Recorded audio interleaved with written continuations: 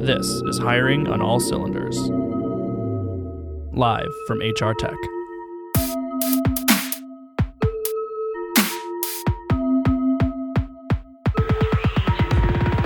Hello, HR Tech. Rob Stevenson once more here for Hiring on All Cylinders at our cozy little booth tucked away next to registration. And I am positively thrilled to welcome two guests for another edition of your favorite recruitment podcast. Directly across from me is the co-founder and CEO of the Muse, Kathryn Minshew. Kathryn, thanks for being here. Thanks so much. And on my right, the Global Employer Brand Manager from Dropbox, Christy Childers. Christy, great to meet you as well. Thanks for having me. So you have this session coming up that the two of you are co-presenting. It's called Impact Your Employer Brand, How Dropbox Delivers with Engaging Content. So can we get kind of a teaser trailer or like a run through of what you're going to be talking about? Whichever one of you, Kathryn, maybe start. Yeah, absolutely. So we decided to take the work that Dropbox and the Muse have been doing together and really focus in on the last 12 months and both share some of those results, but also talk more broadly about content and about employer branding. Because I think it's often these buzzwords that get thrown around, and we really wanted to go deep and say, okay, what exactly does this look like? Why is content so important? Why is it a powerful employer brand weapon? And I think Dropbox is such a great example, and Christy, maybe you can talk to this, because they have such a powerful consumer brand, and yet they've been able to really expand on that and go beyond that with incredible content, and it's led to some pretty exciting results on the hiring front, which we're really excited to share this afternoon in the session. Yeah, absolutely. I think, a lot of talent acquisition professionals, kind of fall into the trap of relying on your product or your company branding to do the job of your employer brand. And unfortunately, that just doesn't really work, right? You absolutely have to have dedicated resources to sharing and articulating the stories of what makes your company unique to work at and why candidates should pay attention to your company when and if they're looking for a new job or they're even considering a new opportunity.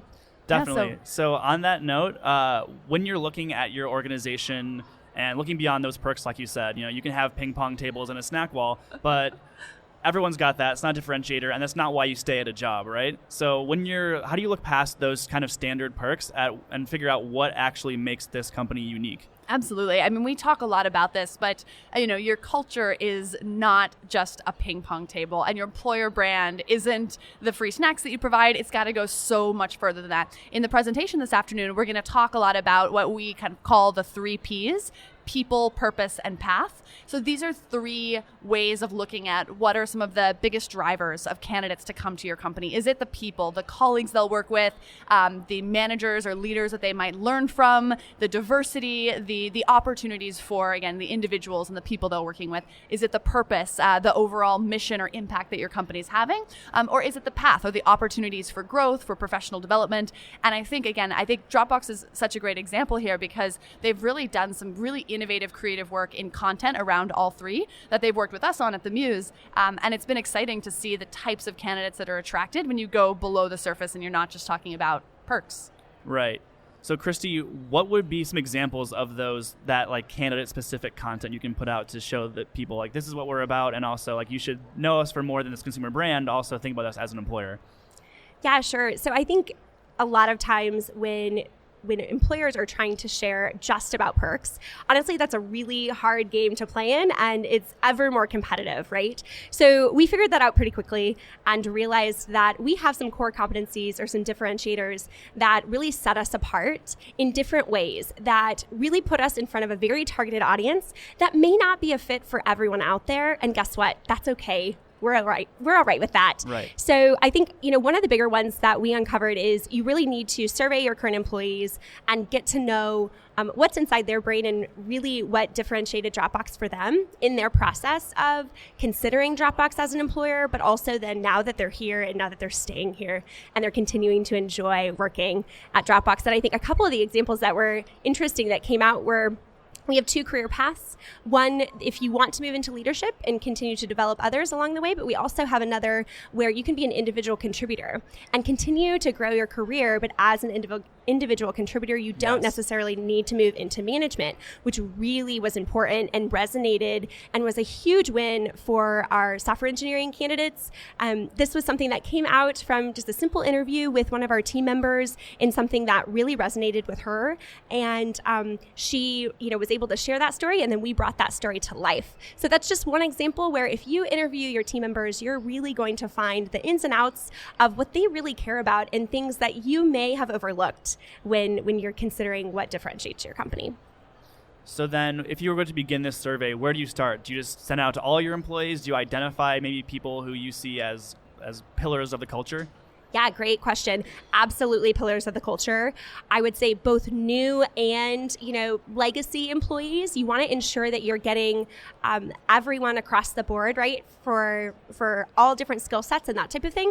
But typically we use it as a way to recognize top performers or people who are going out of their way, maybe not from a sales perspective. Maybe they're not the number one on the team, but they've got a long way to develop others around them. Yes. And they've really played a really key role into things outside of their core role. Maybe it's someone who volunteers for an employee resource group and helping to include and make sure that we're offering a diverse and inclusive workforce. So that's someone that we really want to make sure that we're highlighting and we're sharing their stories. And we're also recognizing employees for doing some work outside of their core role.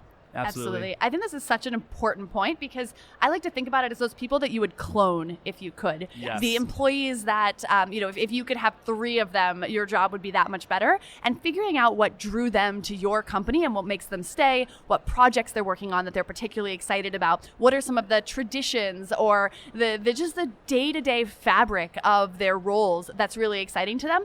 That's some of the best content for attracting more candidates like them. And I think it's really interesting because when you think about recruiting on a one-to-one basis, everyone knows that if you can match a prospective candidate with a great current employee, that's a really effective way of recruiting them. But your best people don't have time necessarily to meet with candidate after candidate Right. one-on-one. I mean, they're great at their jobs for a reason. You want them doing those jobs. And so being able to create content in Dropbox's case, they worked with us to create these incredible employee videos to have people tell their stories on camera. Suddenly you can have the same employee impact hundreds or even thousands of prospective candidates without taking away more than an hour or so of their time.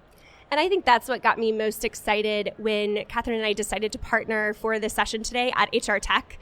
I think admittedly, your content strategy isn't necessarily the first thing you think of when you're thinking of putting together your HR technology suite Right. or your strategy for next year. However, leveraging content and building a strong content strategy can absolutely act like a technology in a sense of it's going to help you scale and educate candidates on a massive scale and help to be able to articulate and share that story in such a way where you're able to scale faster. Because at Dropbox, we are, under 2,000 employees. We are competing against the largest technology companies in the world. We can't simply out-interview them, right? We can't interview more candidates than they can. There's just not enough hours in the day. And so we needed a way to be able to really scale those efforts in an automated way and educate candidates on what it's really like to work a day in the life, at Dropbox, but also to be able to then articulate that in such a way that comes across in a genuine and authentic way. And that's through your current team members, and the stories that come to life when interviewing them are honestly one of my favorite parts of my job. Exactly. I'm really glad you said that because, Kathryn, I saw you speak recently at a conference whose name my sponsorship of this conference prevents me from saying, but I will say that there was sourcing involved. And you spoke about displaying corporate culture in an authentic way. So I think we're kind of getting a picture of what that looks like in terms of telling your stories of your current employees.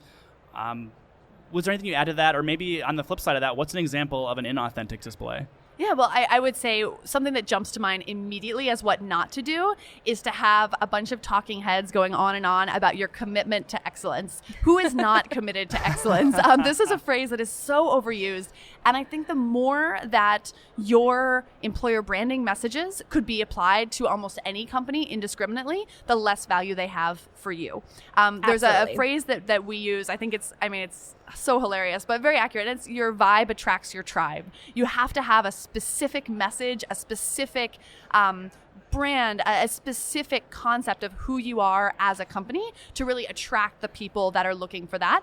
And again, I think, everyone here on the floor today probably says, yeah, I want to work with smart people. Yeah, I want to, be excellent. But those things aren't differentiators. I would say what's a differentiator might be, a specific story about how somebody started at the bottom of an organization and the specific way that they worked up and that they were able to lean on their colleagues. I know Christy has an amazing story about some content that Dropbox put out about not looking for lone wolves and really focusing on the teamwork and not just saying, oh, teamwork, but really digging in and saying, what does that mean and what does it not mean? You have to be okay turning some people off because, again, the more you appeal to everyone, the more you're going to often end up being generic and bland. And on the Muse, we find the profiles that resonate the strongest, that have the most, thousands of views, and that have the best conversion into applicants are the people who put a stake in the ground and say, this is who we are, and if this is what you're looking for, come here, we have it, we'd love to have you. If it's not what you're looking for, that's great. Go be happy somewhere else, but this is who we are. Yes. Yeah, I think, the Muse has really, I think in partnering with them, we learned some huge lessons along the way. I'm kind of embarrassed to admit that, but one of our first employer brand videos that we did internally, you're asking questions and we end up with the final cut. And it was basically 3.5 minutes of people saying, what's your favorite thing about working at Dropbox? And it's the people and the food. And we had 3.5 minutes talking about the people and the food. And there wasn't really a lot of, color around that or specific stories. And what we found were by asking the right questions to your team members, you can really start to uncover and, again, bring those stories to life. One of our core company values is, showing humility and being humble. And so what we found at first was it was really hard for people to articulate some of their, successes or wins or sort of brag about themselves a little bit. So we changed our questioning a little bit and we asked them to talk about a time when they were proud of a team member's achievement or when they saw a team member embody one of our values. And then all of a sudden we had all of these really cool stories to share that absolutely, kind of articulate in a very authentic and genuine way what makes Dropbox such a unique and special place to work. And so I think, in taking that, you really have to ask the right questions. And through our partnership with the Muse, we really started to uncover that we needed to be able to do that to create the best content that was going to resonate with the right audiences. I suspect we're getting dangerously close to presentation material, and I don't want to steal any of the thunder before you go up. Of course. But the session is called Impact Your Employer Brand, How Dropbox Delivers with Engaging Content. It is today at 3:30, so definitely don't miss that. You two are wonderful. This has been a blast. The best episodes are the ones where I speak the least, and you two made it easy. So this has been awesome. Thank you so much for joining me. Thanks so much for having us. This was great, and come see us at 3:30. We're really excited to be on stage. Absolutely. Yes, see you there.